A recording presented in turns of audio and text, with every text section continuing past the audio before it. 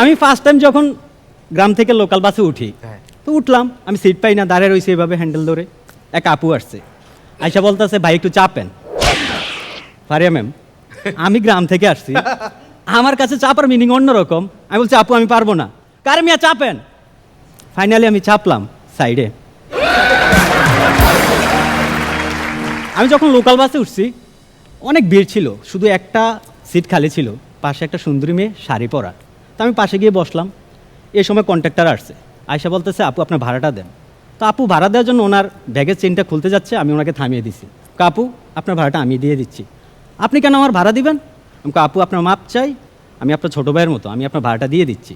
আমি ভাড়াটা দিয়ে দিলাম, দিয়ে আমি নেক্সট স্টপেজে নামে গেলাম। নামার পর ওই আপু দেখে আমার পিছনে, ও ভাইয়া এটা কোন ধরনের অভদ্রতা, আপনি আমার ভাড়া কেন দিলেন? বলছে আপু একটা কথা মনে কিছু নিয়েন না, আপনি যখন ভাড়া দিতে গেছেন ওই চেনটা ব্যাগে ছিল না।